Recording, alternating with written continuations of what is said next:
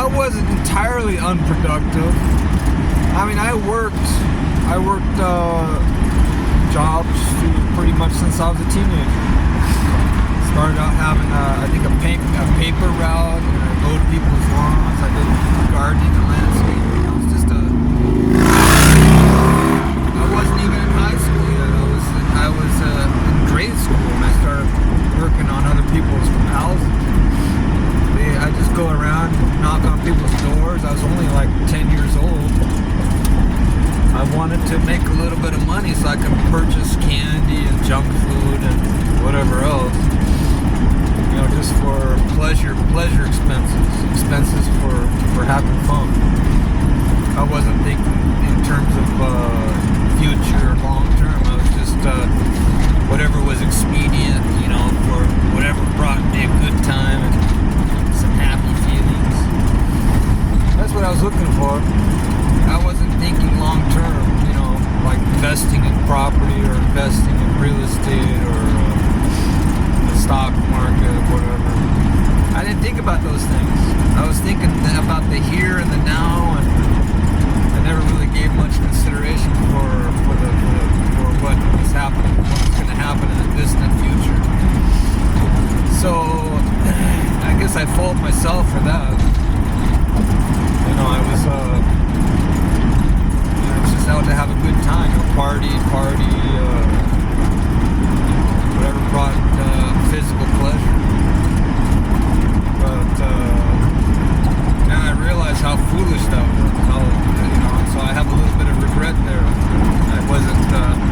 I may have been productive when it comes to having a pretty good work ethic and working for other employers. But I put my education on the back burner. I could have gone to school, could have furthered my education, so I could work up the scale, work up the food chain, climb the ladder to a more privileged and successful life. But that's all right. I'll leave it for my kids to accomplish those things, and hopefully they're on the right track and stay on the right track. They can achieve those things in their lifetime. They weren't. Both of them were high school graduates. I believe both of them are working on a college degree. So that's good. They're using their time wisely. They're not just existing and moping around. There's purpose to their existence. There's meaning to their life, which is very important. So that's what, you know, that is biblical. I guess when it comes to biblical living and biblical doctrine, I was taught some basic principles in the Bible, but I didn't really adhere to them. I didn't obey them. I didn't live by them. I kind of learned about them and then kind of put them aside or ignored them or just went off to do whatever my heart's desire was, which isn't always prudent, as you know. Sometimes bad decisions can have bad consequences, so you got to make sure that your decisions are right and good, that they're of benefit to not only yourself but to others, family, community, the rest of society. You know, you don't want to just be known for making bad choices, bad decisions. I mean, that's embarrassing. Not only that, but it brings guilt, humiliation, and shame. That's, you know, who wants that? Who wants to have their pride insulted? Who wants to have their pride stripped from them? What do you got left after your pride is gone?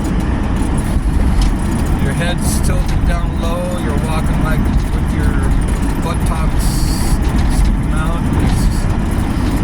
It's like, oh, you look like a whimpering dog, you know?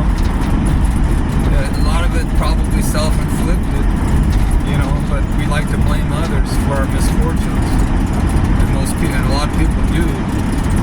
But some of it's, you know, if not all, if not most, at least some of it's self-inflicted. You know, yes, misfortunes come to people that it wasn't their fault. It was just they were in the wrong place at the right time, or they weren't raised right or something, but or they were stuck in the middle of a civil war in their country and they didn't really have a choice in the matter. I mean, they weren't old enough to make a decision to split town and go to another city or town or country of refuge.